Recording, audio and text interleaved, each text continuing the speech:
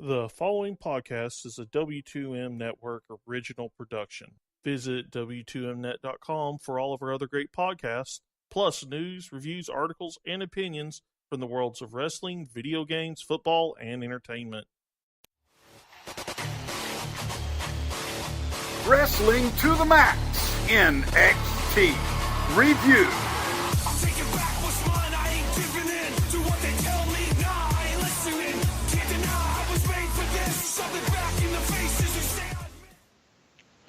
Welcome, everyone, to Wrestling to the Max's NXT review for September 27th, 2017. And, of course, we are brought to you by W2Mnet.com, the place where you go find all your great wrestling needs. We also want to give a big shout-out over there to 411mania.com and LastWordOnProWrestling.com, who also support us. Big thanks to them. Also, don't forget to go check out and rate, review, and subscribe over at Wrestling to the Max. Just do it because it's simple. It also gets you everything we have, and we definitely greatly appreciate it. There you go. I am your good friend and co-host here, Mr. Gary Vaughan, and with me is your host, Paul Leazar. Heyo. And Paul, I'm glad to have you back tonight. I know you were feeling kind of ill earlier this week, man, so... kind of doesn't scratch the surface, but yes. Well, at least you have left the confines of the restroom, I'm assuming. Yes. And you are here with us, at least being able to sit at a computer more than 3 minutes. Yes. So. All positive things. Yeah, so. No, I mean... I'm just glad you're better, buddy. And, I'm really excited about talking about NXT tonight. We've got a few things here that I was just watching and really getting into, thinking, man, I cannot wait till we do this review. So it's finally time for us to do it. Let's hop into it. This is really a packed show, too. 5 matches on this thing, and not to mention all the segments they're doing, too. So it's just thing after thing after thing happening here, and they open with the big announcement from William Regal that me and Gary talked about a couple weeks ago, but here is Regal making the official announcement that at NXT TakeOver Houston, it will be a fatal 4-way for the NXT Women's Championship. Kairi Sane already has a spot, and the next 3 spots will be filled out over the coming shows here on NXT television. I'm really looking forward to seeing all these, just to see who they put in there with Kairi and watching, I think, the microscope on the women's division grow larger. I think you're right on that. And you don't know who these are. Didn't you say that you've already read those spoilers, or has it not happened yet? I know who 2 of the people who qualify are. Okay.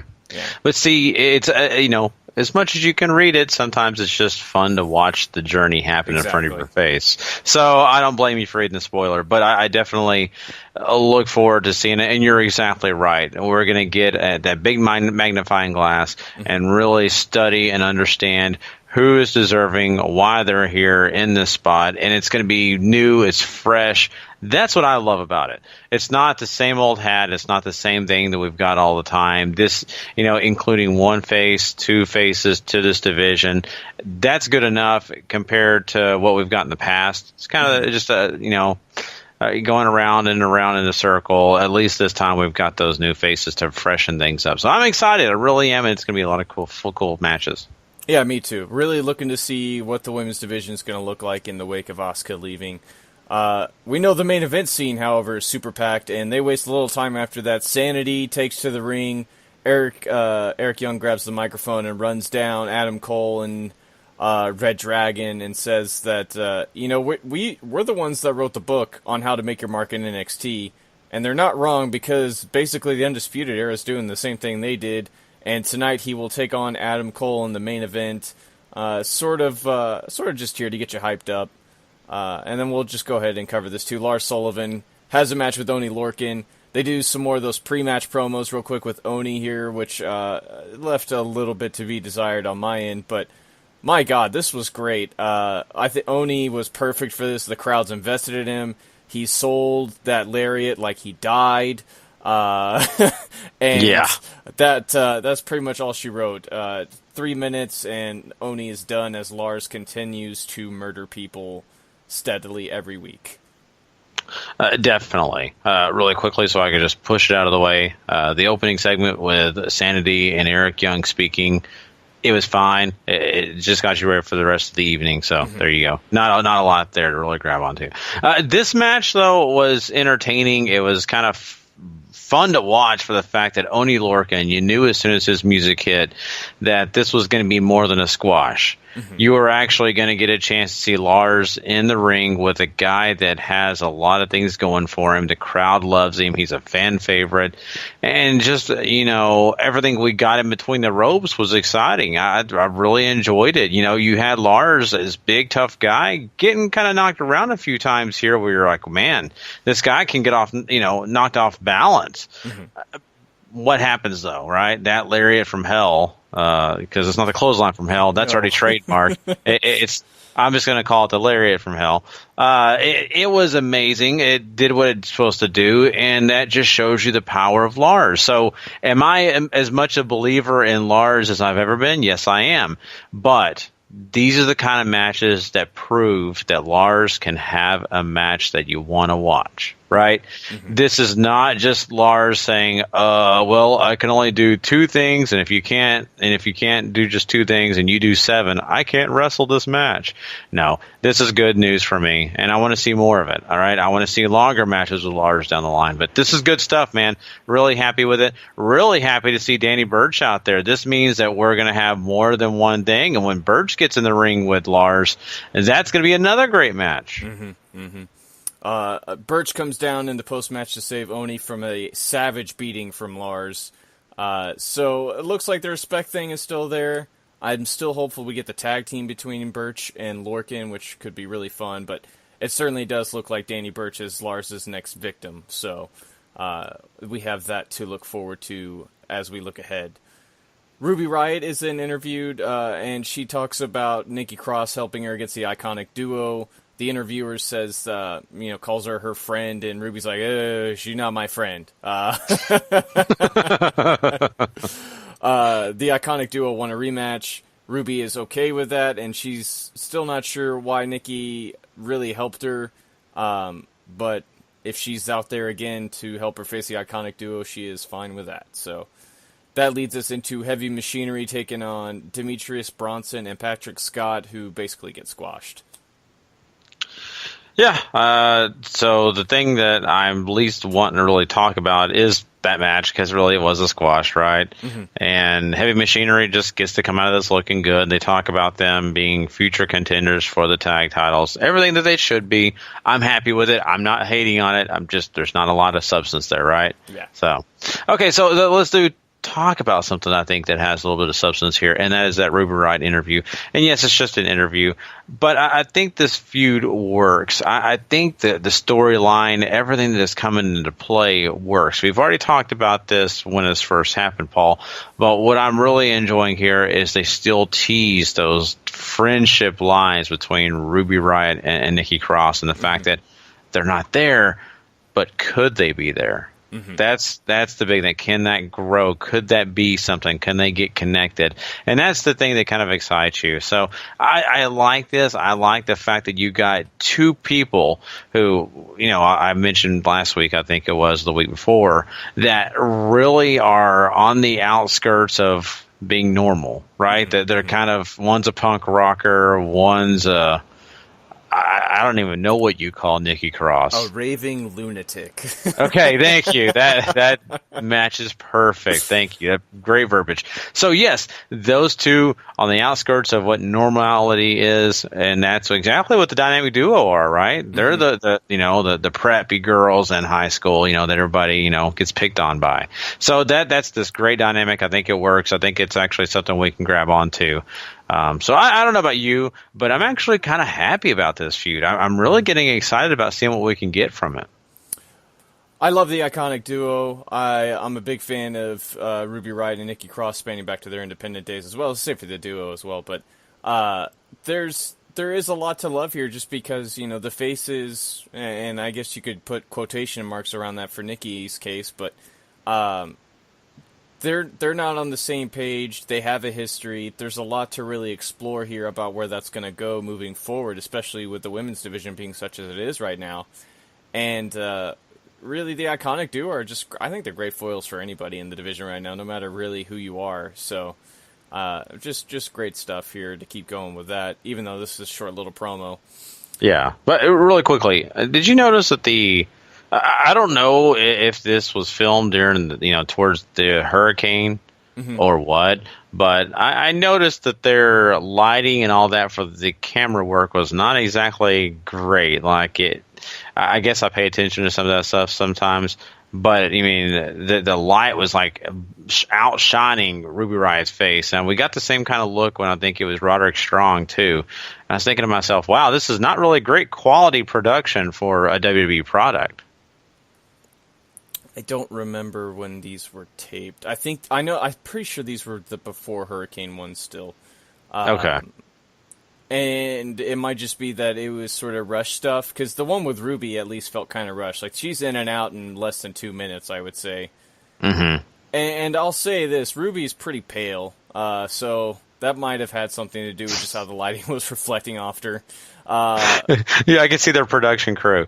You try to film a ghost. Come on. Yeah. It's the same problem they have with Sheamus, too. They just put in the higher white bulbs. So, you don't know how much tanning oil we put on this guy, and he still looks like that. So, Regal is outside talking about how he makes each takeover better and better, and then he brings up Houston and how he's got to try to make that better in Brooklyn.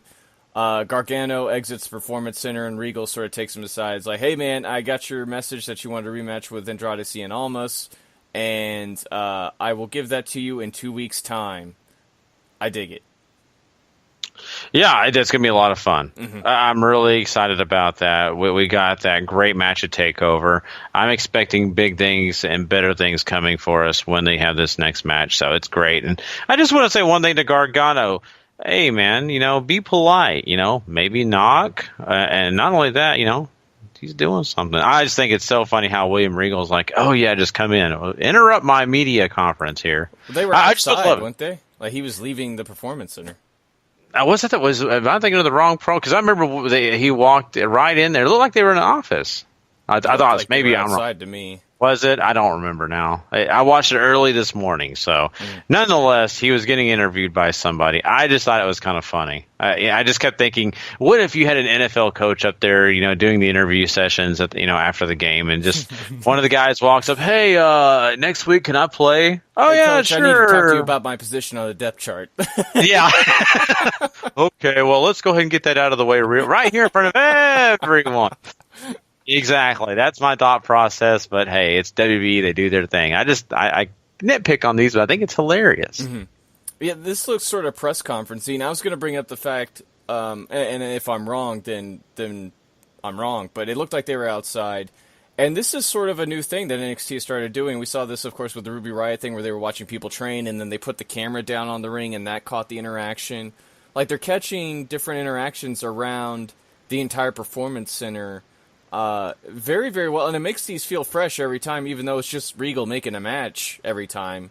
It feels very different to me. Like, the setting's different. Like, you feel like you're actually inside NXT and the Performance Center just catching day-to-day happenings. And I think that's something very different that you don't always get on WWE television, especially just because it's so arena-focused, Mm-hmm. Yeah, you're right, and I don't think you're wrong. I'm pretty sure it was probably outside. I'm probably getting my stuff mixed up, but yeah, I mean, I'm right there with you. I really appreciate this raw footage. It's almost like it came straight just from out of nowhere. Let's be honest. It's like, they have a camera going all the time, and you got lucky that you caught some of this behind the scenes stuff. I love it. I really, really do. And it is so different from what we do get from that, really tight laced WWE product on Raw, SmackDown, and all the other products that they have. So this is great. I agree with you entirely. And then we cut to that Roderick Strong promo that Gary was just referencing earlier, where he's talking about how he's getting his championship match against Drew McIntyre next week, and he's ready and prepared and ready to go out like it's his last match. I'm super excited for this. I've heard a lot of hubbub about it, so I'm licking my chops in anticipation. This is going to be another big match that I think all of us are just doing just that, like licking their chops. And, Roderick Strong has so much to offer, and we've only just got a little bit of a taste of what he can do. Mm-hmm. And that's what excites me about this situation for him, because I think a lot of people that have not followed him in other places that he's been have no idea of what other things this guy can offer. And so you put him in the ring with a guy like Drew McIntyre, and it's going to be so much different than I think people are expecting. I think people are going to expect some of the same stuff they got with him earlier with, Bobby Roode and all that stuff. No, I think it's going to be a little bit more exploratory when it comes to his moveset. I think we're going to get some, new things that kind of make us think a lot better of him. And so this is something that's really great. Really looking forward to this big matchup.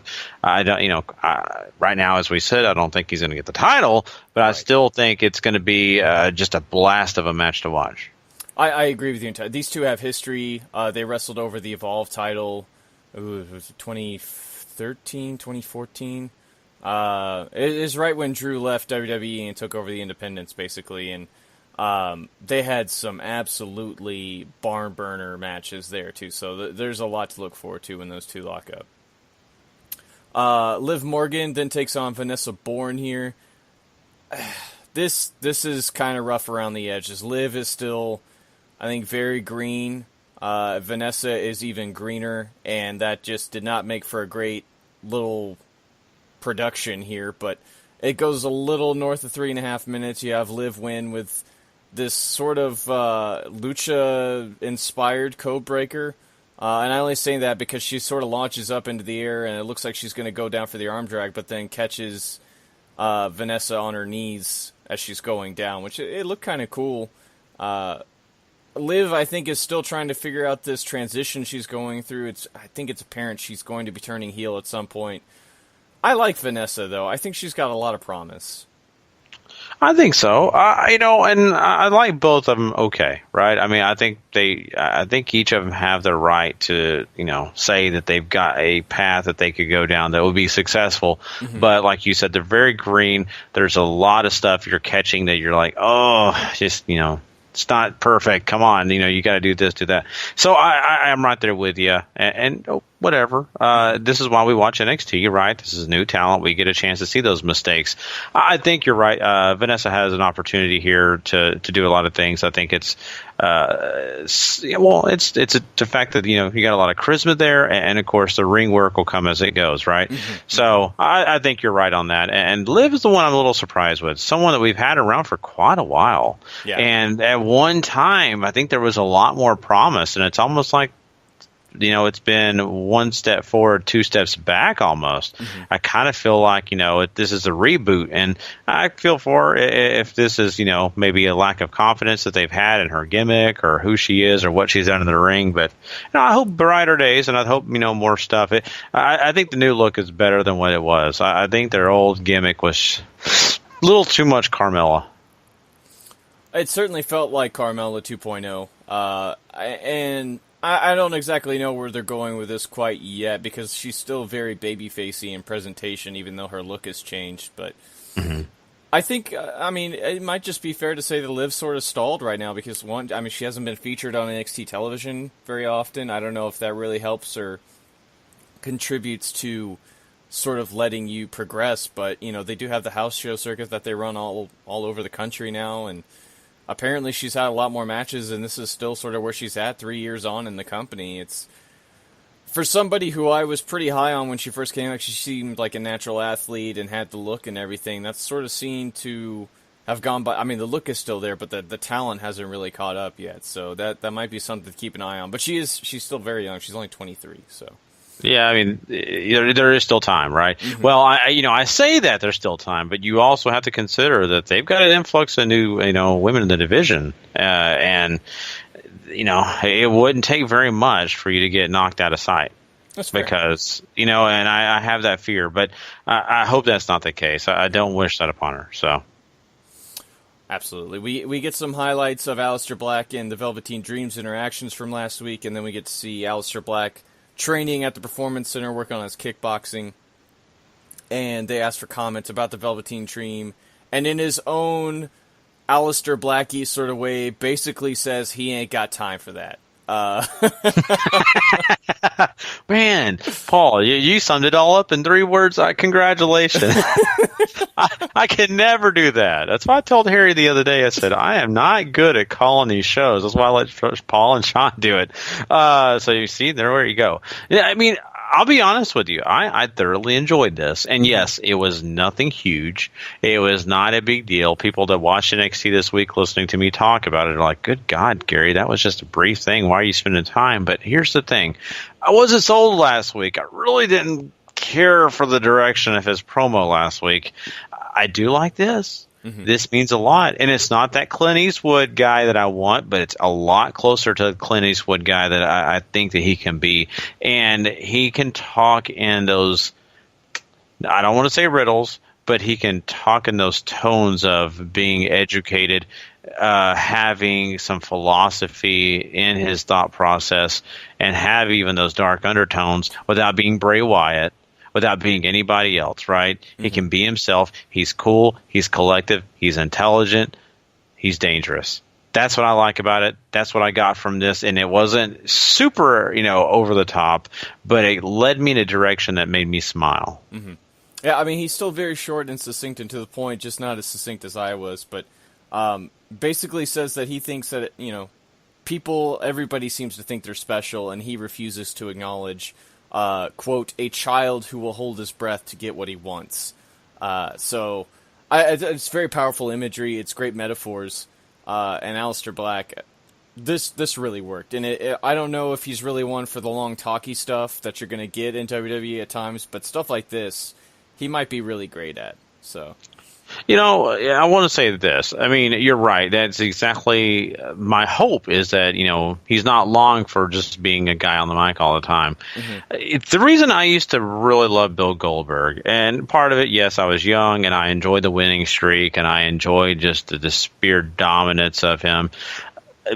The one thing I loved too, though, is when he talked, it was important. Mm-hmm. When he got on the mic at all, it meant he was really pissed off or he just had something to say. It was very short. He was done and back to the action. And I think we could be seeing that with, Black, at least for the NXT part. I can't speak for when he hits the main roster, but at least for this, I think it's a great idea. Mm-hmm. Mm-hmm.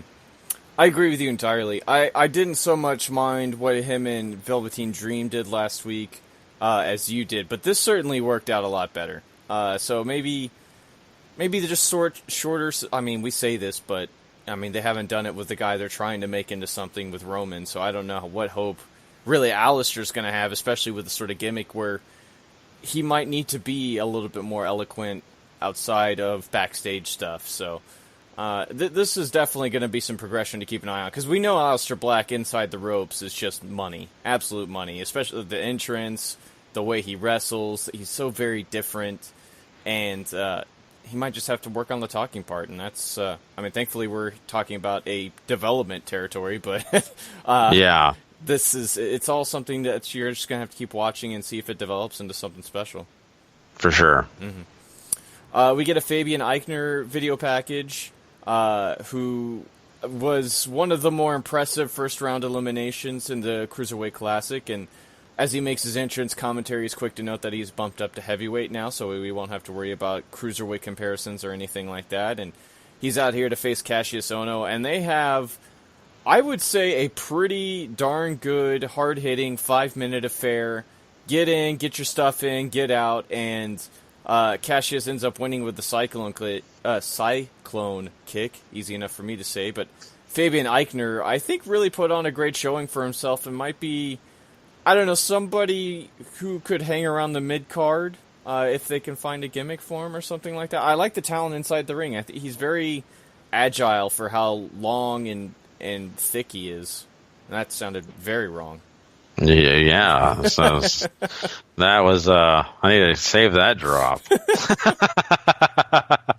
Yeah, I like that. Let's talk about the guy, though, himself and the fact that he, has a look about him, but he's not overly charismatic yet. And, you're going to have to work on that. You're going to have to also maybe work on his look a little bit more because, to be honest with you, it wouldn't be hard to categorize him, if I can speak, and to create a wrestler.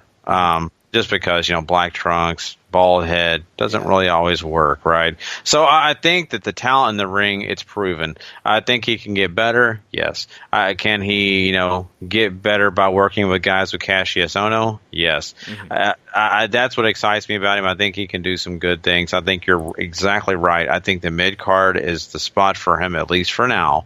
And see where they can take him, see what they can get out of him, and hopefully build a character that people are going to get behind. I think with the ring work, I think people are going to kind of get behind him anyway. Mm-hmm. But once again, I mean, you do have to have that extra flair. You have to have something that people are going to be like, oh, man, I can't wait to see this guy. He matters to me. So, Agree with you entirely. We have Drew McIntyre talk about the title defense next week. And knows that Strong is as prepared as he's going to be, and he's ready to fight him. But if it was any other time than Drew's, Roderick might be NXT champion, but it's just not going to happen.